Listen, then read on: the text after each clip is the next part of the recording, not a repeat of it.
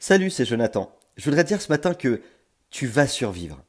Tu sais, le bonheur en Dieu, ça veut pas dire que tu vas pas avoir de souffrance et que tu vas pas avoir de chagrin, que tout va être simple et que tout va rouler comme sur des roulettes. Non. Le bonheur en Dieu, ça veut pas dire ça. Ça veut dire que, quoi qu'il en soit, tu peux toujours te réjouir dans le Seigneur, même si tu vis des choses très difficiles. La Bible dit dans Philippiens chapitre 4 verset 4, réjouissez-vous en tout temps de tout ce que le Seigneur est pour vous. Oui, je le répète, soyez dans la joie. Tu sais, il y aura toujours des tempêtes, il y aura toujours des montagnes, il y aura toujours des épreuves, et il y aura toujours du chagrin. Et tant que toi et moi on est sur la terre, eh bien il y aura toujours tout ça. Mais tu sais, il faut pas que tout ça, ça te vole ta joie. Même si c'est difficile. Va puiser la réjouissance dans le Seigneur. Crois-moi, c'est possible.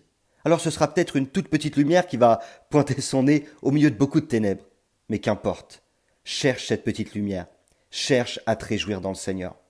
Tu sais, un soir, mon fils est rentré. Et il est rentré avec un copain à lui.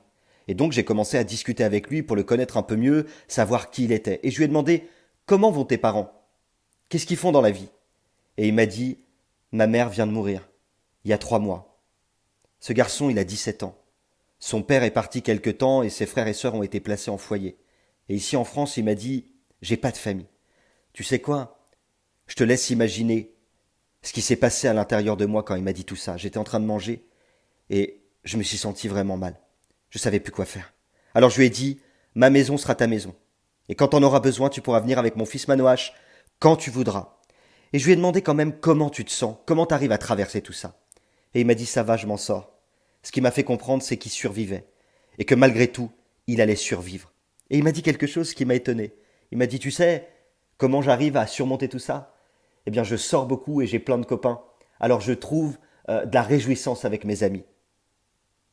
La réjouissance, c'était ses amis. Et ses amis, pour lui, eh bien, c'est une sortie de secours. On peut vivre des souffrances. On peut vivre des difficultés tellement lourdes. On peut faire face à des épreuves vraiment compliquées. Mais ce garçon connaît pas Jésus. Toi et moi, on le connaît. Alors je ne sais pas ce que tu traverses, je ne sais pas ce que tu as vécu de si difficile ces derniers temps, mais je sais une chose, tu vas survivre. Je voudrais simplement te donner 2 conseils. C'est pas toujours simple.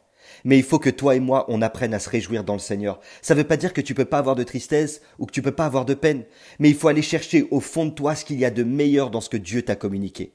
Souvent, lorsqu'on est au sein de la tempête ou dans la difficulté, on a l'impression qu'on n'y survivra pas. Et c'est peut-être ce que tu vis ce matin, ce que tu te dis à l'intérieur de toi. Je vais pas survivre à ça.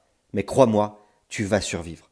Alors j'aimerais simplement t'encourager et te dire que d'autres vivent des choses très difficiles et ne connaissent pas qui est Jésus. Mais toi, tu as la grâce et l'opportunité de connaître le roi des rois, le Seigneur des seigneurs, et lui est toujours là.